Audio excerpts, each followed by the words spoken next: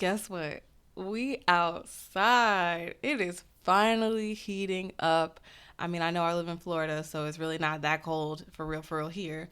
But it's certainly time to start planning your vacations. And that's where I got the inspo for today's episode. Before I get into anything else, let's go ahead and start off with our tweet of the week, which says, Nasty vacation me, please. With that tweet of the week, I can surely relate because if you listen to the sex bucket list episode, you know one of my bucket list items is to have sex on a balcony. While I do have a balcony in my personal apartment, I'm not talking about that balcony. I want the sun to be in the background setting while I'm looking at the ocean while being bent over. Okay? That's the vibes and the moods that I'm going for. So, of course, I took it upon myself to research some super sexy and sensual summer tour options to spice up your solo vacays or your vacations. And you're welcome in advance. Now, I want to preface this episode by saying I know not everybody is as spontaneous or wild or curious as me, but that is literally the point of this podcast. I'm not forcing you or telling you to go and do this, but the information is there, okay? So let's jump straight in. When I tell y'all there is a whole like underground world that I feel like you probably don't know too much about, like you might know some surface speed bumps, but the shit goes deep. Okay? So we're going to start off a little bit mild and then we're going to just go buck wild at the end. So I'm sure we all knew that these existed, but I personally have never been to one and I promise you I'm going to one this summer. I know you're like, well, Destiny, what are you talking about? I'm talking about a nude beach. That's right, where you're au natural. You can let it literally all hang out. You can get your best tan on, and nobody is judging you because guess what, sis? They're butt naked too. So we're going to start off within the U.S. So we have Black's Beach, which is in La Jolla, California. We have Hallover Beach, which is in, of course, Miami, Florida. That's very fitting that Miami has a nude beach. We have Secret Cove, which is Lake Tahoe, Nevada. Collins Beach, which is in Suave, I hope I said that right, Suave Island, Oregon. And then we have Apollo Beach, which is in Apollo Beach, Florida, which is actually only like 45 minutes from me. So I might check that one out first this summer. Since you guys are listening to the episode, I'm going to drop a bonus nude beach in the US for you. It is Baker Beach, located in San Francisco, California. Cali is doing it, y'all. Cali is doing it. Can you imagine being on a nude beach in California and running into a celebrity? Oh, my goodness.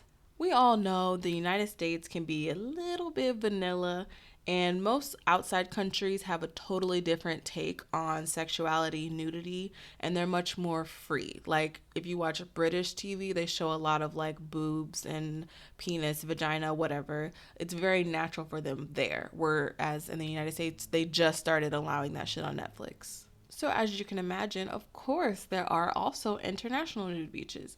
If you want to get that passport stamped and take a vacation overseas, here are 5 international nude beaches you can go visit.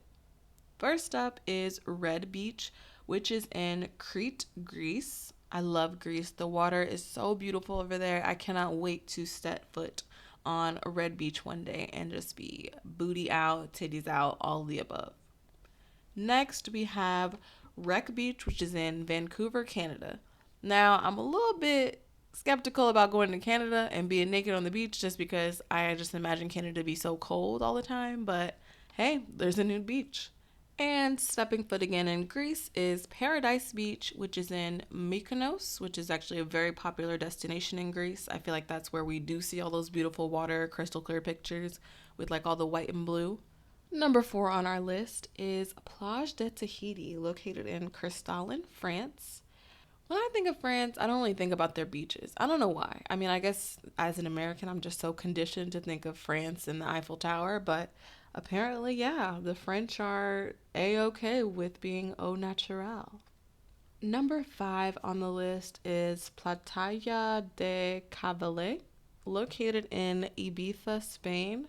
Ibiza is actually well known for being like a party destination, so I wasn't surprised that there was a very popular nude beach there. I mean, I would love to visit Spain and definitely love to be on a nude beach in Spain. So sign me up.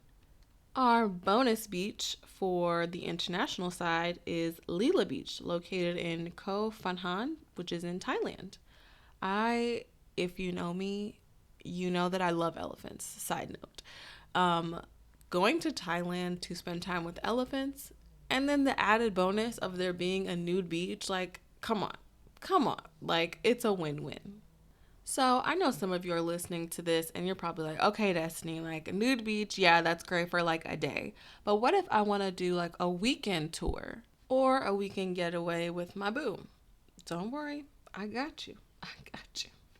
If you want to elevate from a nude beach and you want to experience a weekend getaway, let's say like 3 days, here are 5 super steamy sex resorts, aka intimacy positive resorts, where it is okay to be yourself, loud and proud, and in public.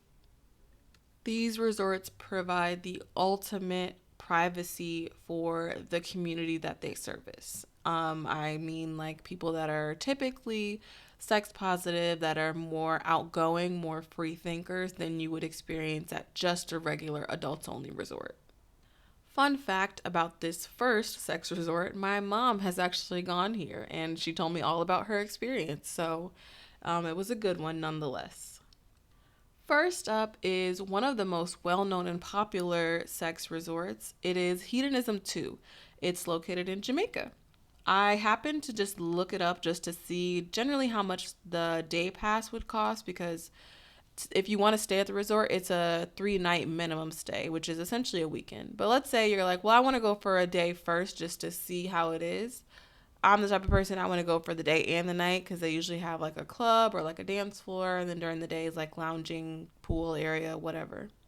So for a couple's day pass, which again includes day and night, it's $280.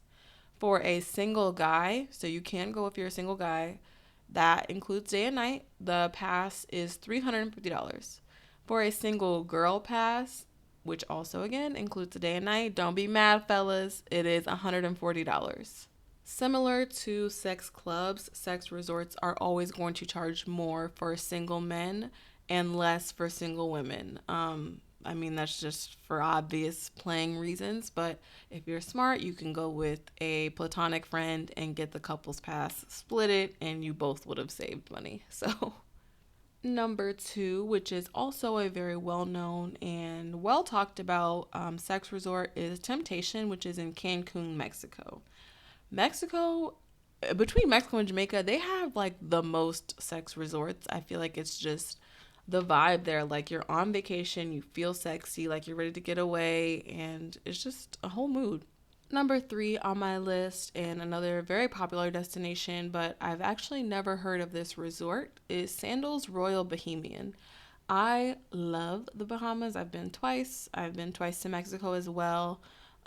Very beautiful locations. And when I was looking at the pictures of Sandals Royals Bohemian, I was like, damn, like, yes, this is the balcony that I want to be bent over for sure.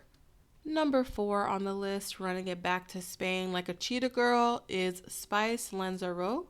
I am just like loving the whole vibe of Spain. Like I can go from my nude beach to my sex resort and then again run up and down the street singing Cheetah Girls. Like it's unmatched. Taking it back to Mexico is the fifth resort on the list, Desire Riviera Maya Pearl. Now, while it is a mouthful to say, I'm sure you can also experience a mouthful while you're there because it's a sex resort. And just for you listeners, a bonus sex resort, there is actually a club that you can join. It is called the LLV Club. They have locations in Paris, Tahiti, Cancun, and more. You have to look on their website for the membership fees, but when I saw, I was like, oh yeah, this is the one. If I was to ever get married and join like the swinging community or just the we like to fuck a lot community, I would definitely take a membership in this club. Another quick episode bonus for my listeners specifically. Let's say you're not quite ready to fly overseas and be in a super steamy sex resort. There is an adult only cruise option with Virgin Voyages. I believe they're sailing this summer, so definitely look into that. It's Virgin Voyages. Stepping away from the word virgin for a second, we're going to jump into lifestyle clubs. Now, you're probably like, what the fuck is a lifestyle club? When you hear lifestyle, you probably think of either condoms or the gym. I'm talking about two in one. So it's essentially a gym where you will be wearing a condom because it is a sex club. Yes, Lord, we're jumping into sex clubs, and these are all local to the United States. I didn't want to waste time telling you guys about international sex clubs because most of these require a membership, and I can't imagine navigating a membership process in another language. Like, no. But once you get a membership at one, you can usually use that as leverage to continue to get you memberships at others. Most people associate sex clubs with swingers, but there's a lot more that goes into sex clubs and just being intimate in these types of clubs. There are voyeurs, exhibitionists, people that are just interested in exploring new things with their partners. There happen to be swingers there, but it's not a requirement to be a swinger. And actually, people will tell you, and I've been to a sex club, they'll tell you, like, hey, respect people's boundaries. You need to ask, you wear this color wristband if you're open to trying with another person or open to playing with other people. You don't try to bring someone in that's not interested. Like, you never know whose first time it is. And I really, really like that about sex clubs. So let's jump straight in. First up is a very popular but also hidden sex club. It is located in Manhattan, New York, and it is catered to millennials, actually.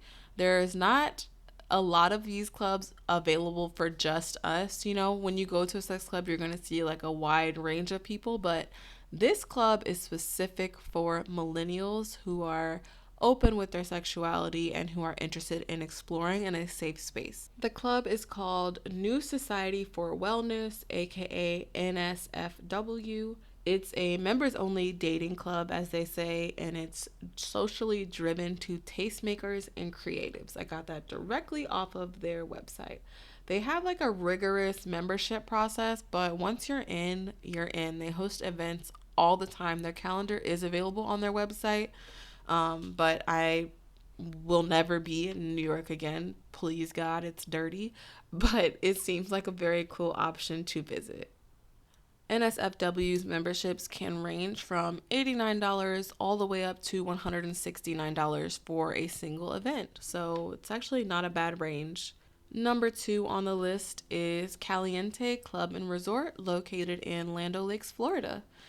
I actually heard of Caliente through a friend that has gone there. If you guys don't know, I live in Tampa, Florida. Land O'Lakes is like maybe like an hour, maybe an hour and a half drive away from me. So I've heard about Caliente, and I've heard it's very similar to a like millennial themed, millennial age club and resort. They host a lot of events and are nudity positive. For Caliente, similar to how we talked about like hedonism, you can rent a day pass, which ranges from $30 to $175. Just like with hedonism, Caliente varies by your status and gender. So if you're a male versus female, single versus couple. Number 3 on the list is The Loft, located in Atlanta, Georgia. I was actually surprised because I don't know why I just didn't think of Atlanta as this like open-minded place when it comes to sexuality, but hey, it's actually super affordable too for their memberships, ranging from $10 to $40, again, depending on status and gender. Taking it to the West Coast, we are in Los Angeles, California at Club Joy. Club Joy's memberships range from $10 to $72. Now, I will say that I know there have got to be other clubs in LA for like sexuality and having whatever kinds of funs and just exploring your inhibitions. But I'm sure that they require a much more exclusive and high membership that I just wouldn't have access to on my regular little internet. And number 5 on the list is Desires, and that is located in Houston, Texas.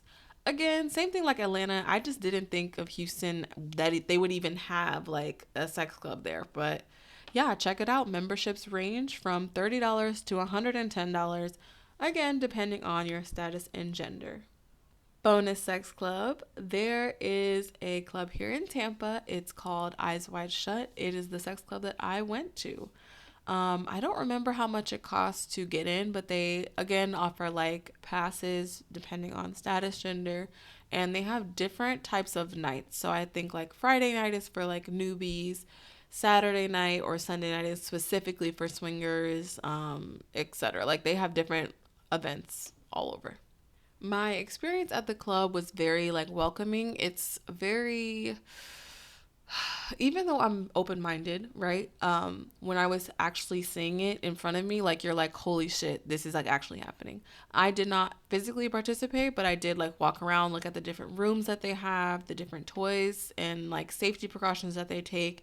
There's a club on one side, like a dance floor where people are fully clothed, and then you go through this like metal detector, you go through these like back rooms, and then there's like a literal whole other section. Like essentially they gutted out like a warehouse and just have a ton of like rooms, and it's all very still private, still respectable, still very clean. Like I was just pretty much going because I was curious and I'm nosy.